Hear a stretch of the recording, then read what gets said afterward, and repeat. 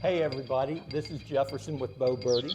Today I'm with Bucky Reynolds from Monterey, Yes. and we're going to be talking about golf courses in the Shenandoah Valley that are no longer here. So it'll be an interesting conversation. Bucky, thank you for being here. Oh, I'm glad to be here. Glad to meet you. So, can you remember when you first played golf, the first time you ever played golf? I can't remember the first time, but I probably was 8 years old, somewhere in that So you were range. young. Yeah, I was young. At Covington, West Vaco, West Virginia Pulp and Paper Company, had a 6-hole golf course. Okay, a six-hole. I've never heard of a six-hole golf course. 6-hole golf course, 3 different sets of tees. What was the name of that course? Just West Vaco. West Vaco. It belonged to West Virginia Pulp and Paper Company. They had facilities for their employees. That's where I played baseball for Covington High School. They had a baseball field. Before that period of time, I think West Vaco played other small towns like Clifton Forge, Lexington, maybe Harrisonburg, just mill towns that So would play. I consider Covington in the Shenandoah Valley. I'm not It's sure. at the edge Right, of it, right. just at the edge. So I might have cheated, but in the magazine I do include it, which is something you just educated me on because I didn't even realize that golf course ever existed. Yeah, and then they also had a five-lane bowling alley. Nice. So my dad worked at West Vaco, and he got to play on the golf course, and he would take me. When he took me, I'm again guessing 8 years old. Do you remember if you enjoyed it? Yes, I enjoyed it. I ended up caddying there. Big time. I got paid $1 for 18 holes. Was that a lot back then or not? That was a lot, and if I were lucky, I had one guy on every Saturday I would caddy for him, and he would give me a quarter tip. Okay. So $1.25. I also, in the wintertime, would set pins at the bowling alley. And West Vaco had a men's league, so there'd be 5 guys on the team playing each other, and I'd get 10 cents a line. They would play 3 games, so I would get $3 plus tips. So did you like to bowl? I liked to bowl, but I liked the money better. Okay, I appreciate the fairness on that.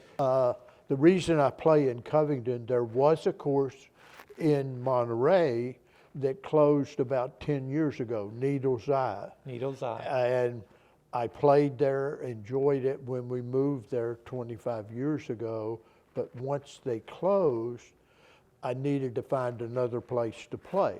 My choices were come over to the valley, over 4 mountains, maybe go to the Highlands in Franklin, or it's about an hour to go to the Raven at Snowshoe, or go to Covington. So they all were pretty equal. So it's a similar distance you travel? Pretty much. So what made you choose the one you did? Okay, well, I grew up in Covington. I found that when I went there were a couple guys in the men's league I graduated or went to high school with.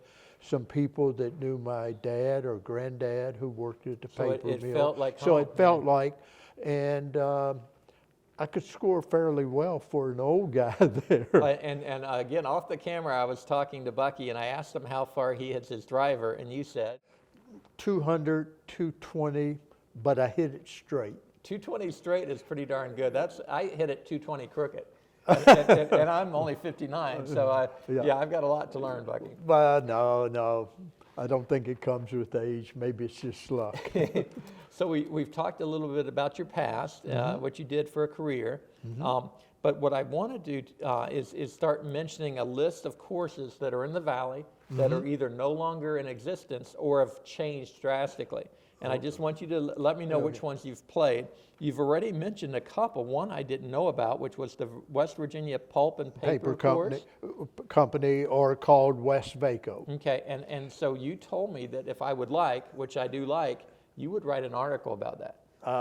Yeah, because that's, again, where I grew up. Okay. And So don't tell them anymore. Look forward to that coming out, okay, all right? okay. We're teasing them. okay, All right. it'll be an excellent article. I'm looking forward to it. I appreciate you doing that, Bucky.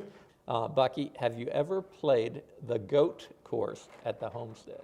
Oh, that was, didn't exactly learn there, but again, I'm going back to when I was 8 or 12. Okay. My dad would take me and maybe 2 friends to the goat course. Okay. It was at the homestead, and the reason it was called the goat course was it was a 9-hole course that basically went up the mountain. Okay. And when you played 4 holes up the mountain, you walked across for about 100 yards and you came back down. Okay.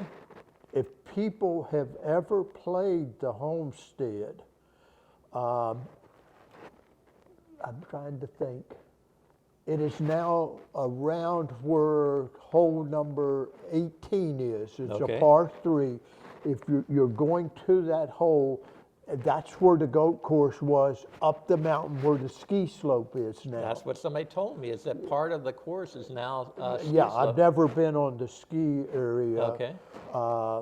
And interestingly, it was a 9-hole course, but I only played 8 holes. How come? I never played number 1. What's the reasoning? Well, okay, the homestead, I'll use my hands if that's okay. Well, sure. This is the homestead. Okay. And if people have played, here's number 1 coming up. All right. All right, you come on up to number 2, and now where the practice range is. Okay. And then you go over a little bit more to the side. There is hole number 17. Okay. It's a par 4. And you're talking the old course at the on homestead. homestead. Number 1 for the goat course was coming parallel, or maybe exactly where hole number 17 is now. Right. And there was a maintenance road that cut across number 17. Okay. And if the way my dad would come, he would come take that maintenance road, and we would park right where hole number 2 was. So for And convenience, so you for park right there. convenience, we would not walk back down and play number 1. We would just play 8 holes. Right. And then the other thing we were doing, we would play, it was free. I don't know if it was really just for caddies, Right. because there were no carts back at that time. We're talking about 1950, Yeah, I was going to ask you, this 1952. would have been in the 1950s, 52. because they started the ski resort, I think, in 1959. Okay, and they would have taken it out. So we parked there and just would start on hole number 2. How about that? Would you see other people playing the course, or would you be there all by yourself? I guess it would vary. I I was don't remember right. crowds, because the other reason we went there is you would look for balls. Okay. And my dad would tell me, and the other couple of boys that would go, he would say, you know, these guys caddy and they get all kinds of balls, and Right. if they hit it in the woods, they don't care to go and look for it. But we would find balls. They would be important to you And guys. then we would bring it back where we were caddying and sell the balls for 10 cents a ball. Nice. And again, 1950, you could get into the movie for 25 cents or Nice. 30 cents. So find 3 balls, you could go to the movie. Bucky, that's interesting. So, hey, I like the idea that your father would take you to this course. I'm sure that was a bonding and just a nice experience to Yeah. remember that. It sounds like you played the course for free, You played for free. and I heard it was for employees, like the course Yeah. was built specifically for For non-people, not the people staying at the hotel, Right, but the people in the town or the people working Yeah, there. because again, this is what I think. I don't know if this is true. I think the people who were at the hotel were maybe coming to play golf, and they're going to have caddies. Yeah. Now, if you played the goat course, remember I told you were going up the mountain, Right. which is now a ski slope. Right? You've got to walk and carry your own clubs. There were no caddies at the goat course. And I think maybe the goat course meant quote, only goats could go up Could the make it up and side of down the it. mountain. I've been looking on the internet, and I could find very little information about the course, other than when I read about the ski resort taking over. So this has really been good conversation. Okay, but now, let me tell you the first 2 holes we played. Let's hear Number it. 2 Okay. was a par 3. Okay, we don't have a glass here. Think of a drinking glass. Right. Okay, you're teeing off down here at the bottom of the glass, Okay.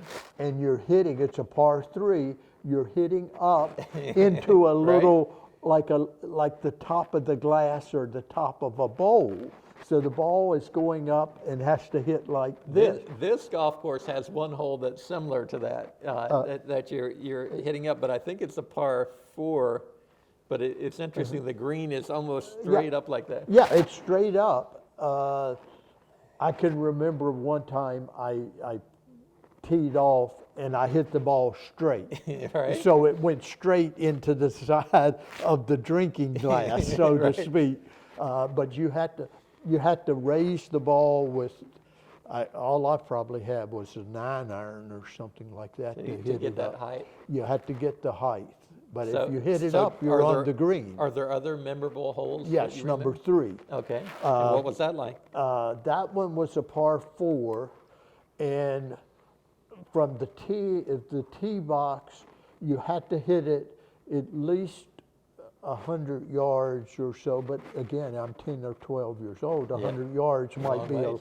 and everything is weeds. Okay. Not really weeds, high grass. Kind of the rough. That could be knee high or so. You're going to lose your ball. Right. If you don't get it to the fairway. But if you hit it in there, you might lose your ball, but you might find 4. Okay. And that's part of the I like reason. how your mind works. You're That's you're part always of the trying to reason we were there. making the most of a bad situation. And I just want to thank everybody for tuning in. And I want to definitely thank Bucky.